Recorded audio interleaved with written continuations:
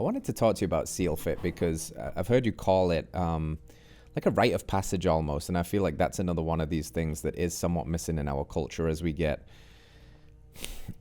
dare I say, like maybe increasingly soft, a little bit entitled. We're in that territory, and something like these initiatory experiences, the Kokoro, I believe it's called, like the kind of like a Navy SEAL Hell Week kind of replication thing. Just this willingness to do really hard things to find out who you are when every fiber of your being wants to quit, to come out of it transformed.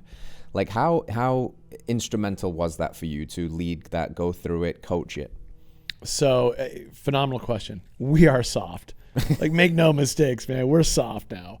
And we have opportunities to be hard.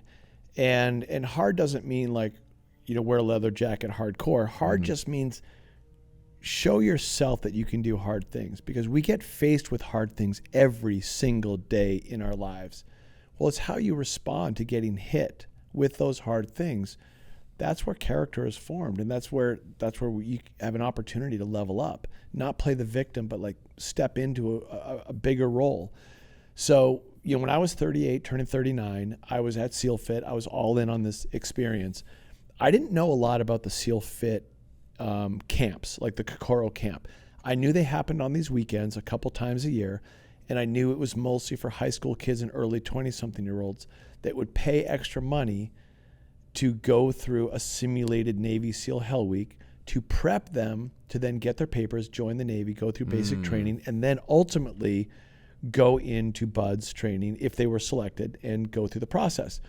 So kids would pay, $1,000, $2,000 to live at this gym in Encinitas and just get the crap kicked out of them. And then it all culminated with this 50 to 60 hour camp. So you'd start Friday around lunchtime and you would finish Sunday sometime late in the afternoon. And I kind of watched it in the periphery, but I didn't know a lot about it. I didn't really care. It wasn't my thing. I'm not 20 and I'm not trying to join the Navy. I was 39. But this guy, Danny Miller, who was the head coach at the gym, Rory had moved on. He was off being a Hollywood celebrity and doing the face of the CrossFit Games. And Danny kind of called it out to me one day. He's like, "Hey, we should do this." And he was another civilian. He was actually an old ski bum, an old bump skier. And I'm like, "Yeah, man, sure, whatever." Like, I blew it off. A couple months later, "No, man, we should really do this." And then Glenn got in my ear, and Glenn's a little bit like, "Yeah, you should do that." Now Glenn's snickering because he's just like, "Oh yeah, like you don't know what you're in for. You don't know what you're in for." So I knew very little about it, but I'm always up for a challenge. So after the third time of getting ribbed by my buddy Danny Miller, I'm like, "You know what? Fine, let's do it."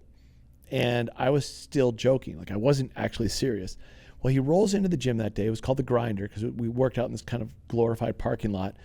And he's like, "I got an announcement to make, everyone. Sean's doing going to do the Kokoro Camp at SEALFit." And everyone cheers it on. "Yeah." Mark Devine walks up and shakes my hand. He's like, "I'm really proud of you, son. You really need to do this." And I'm like, what did I just do to myself? Yeah. So I'll never forget showing up that day or the day before the camp. And I'm like walking around and I'm like, you get a gear list of things you're supposed to bring. And I didn't do anything special other than this was the training we already did. And I'm like, "Guys, where do we sleep? Like, well, I'm here till Sunday. Like, I bring a sleeping bag, but it's not on the gear list." And like the instructors are chuckling because they're like, "Oh yeah, you sleep up there." And like they point to this like apartment on the second story. I'm like, "Oh, I didn't know that." They're like, yeah, it's all fitted with bunk beds. I'm like, "Oh, okay, cool." No idea. So the morning of, we show up it was like 5:30, 6 in the morning, show up at the camp. And that's where I met my wife. She was there as a newscaster, showcasing the facility, interviewing Mark. She interviewed me a little bit, not really, just kind of pointed a camera at me on live TV. I smiled a goofy little smile. 13 years later, here we are. That's crazy. Wow. But I literally went into this camp somewhat ignorant. I mean, I knew in general that I was going to leave it on Sunday afternoon.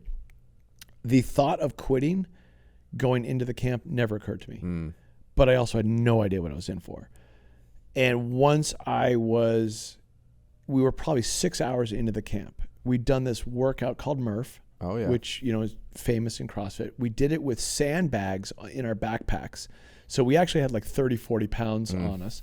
We had a hard time commit of 1 hour or you get kicked out of the camp. So we all had to do it in less than an hour. Moving. And you're doing it with 30 something pounds. The mile run was more than a mile. Like it was all these like crazy things to scramble your head. Yeah. Because you're hoping for like the exact mile. And they're like, no, keep going.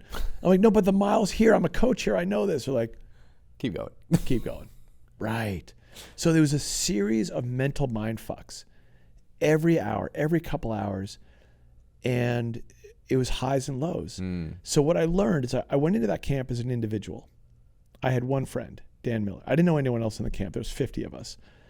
And within hours, there was 40 of us. Within, the next day, there was 30 of us. Like they were just peeling off left and right. Yeah. And we didn't even notice at first because you're so in your own world of just hatred, fear, pain. What's happening next, pain, like all the bad stuff's happening. Yeah. I'll never forget, early Saturday morning, now we're at like 2 o'clock in the morning, and my buddy Danny looks at me, he's like, I can't do this anymore. I'm out. And I grab him and I'm like, the fuck you are.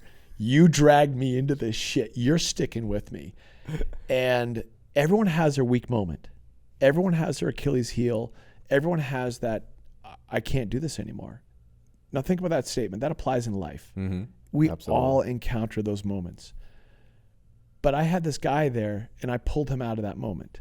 I didn't even know I was pulling him out of that moment. Quite frankly, at the time, I felt like I was just pissed off. And I'm like, the fuck, you're not quitting. And fast forward 6-7 hours, they had us in and out of the ocean. And the ocean was probably 60, 65 degrees. Like it was chilly, it was brisk.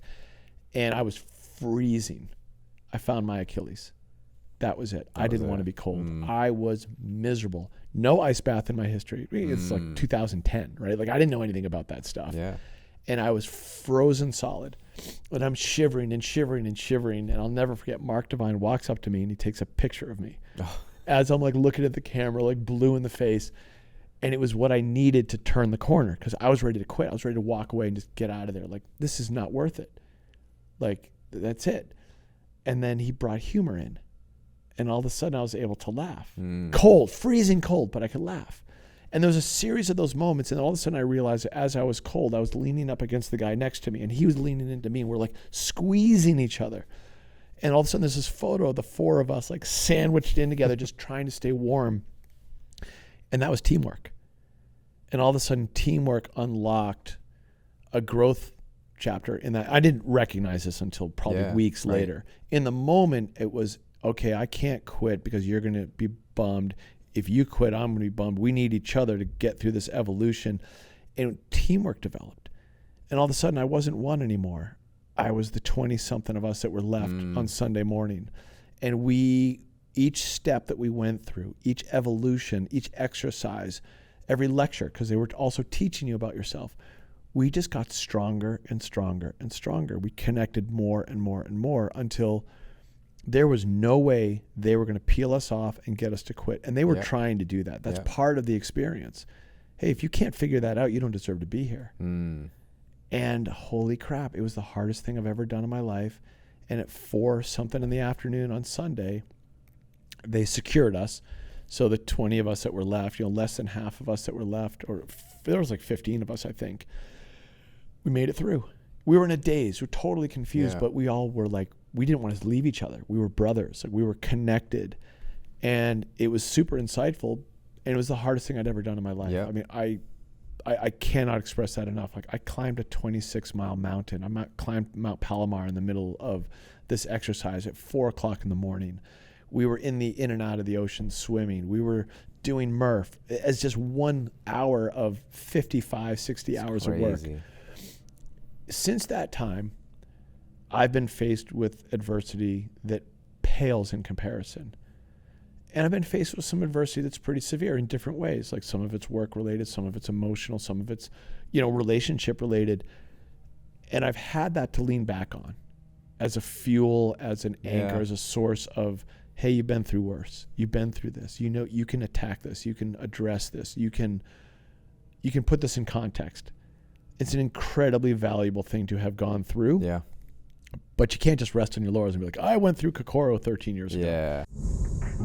All right, friends, thanks for tuning in to another episode of Radical Health Radio. We got a fresh new podcast for you every Wednesday. If you enjoyed the show, consider liking, subscribing, reviewing, and rating us on your podcast platform. It helps to spread this message of radical health. We'll see you next week.